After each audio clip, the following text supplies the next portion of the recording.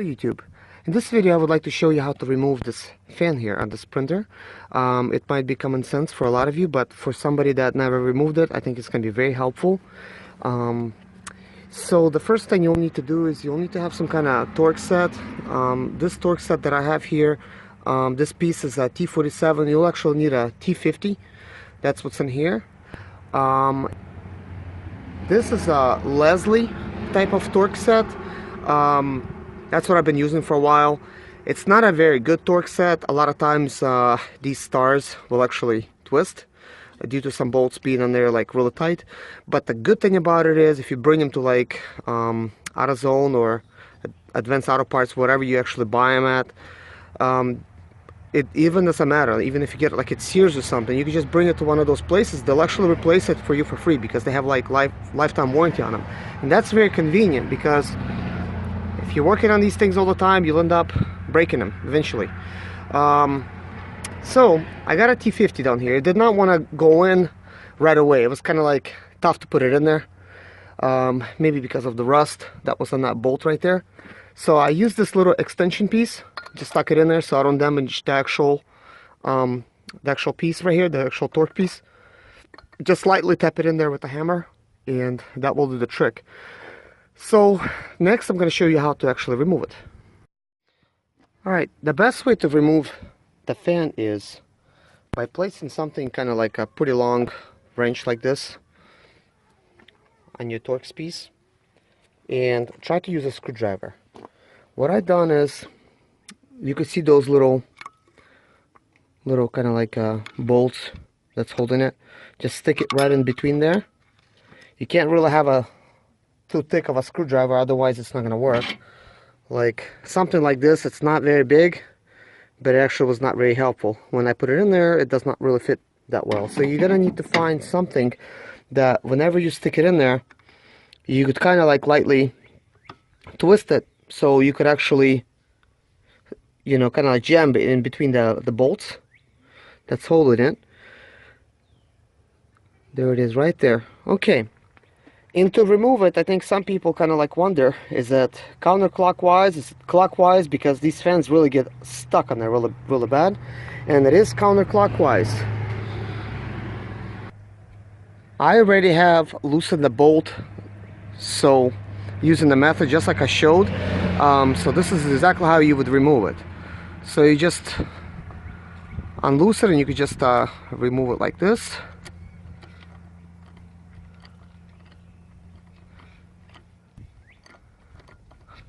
There you go, it's kind of starting to feel very loose. There you go, the bolt is out. It's not a very long bolt. So the next thing is, it's the fan.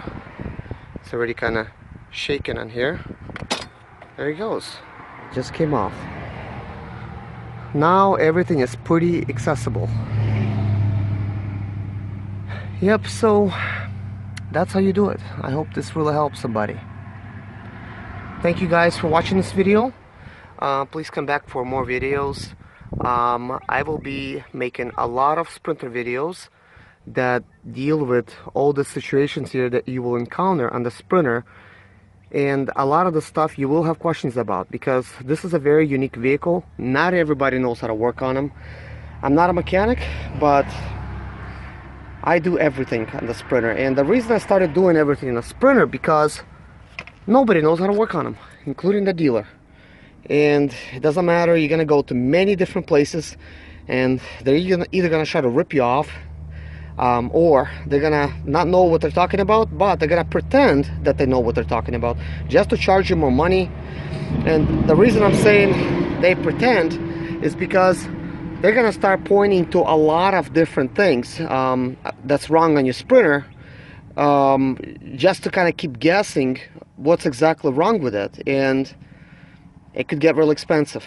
I could show you, I could tell you many stories about people getting really ripped off when going to the dealer, myself included. Actually not at the dealer, but that's gonna be a video like another story. So maybe, you know, I don't want to make this video too long, so if you wanna listen to the story. I'm gonna record it, and you could just listen to it separately.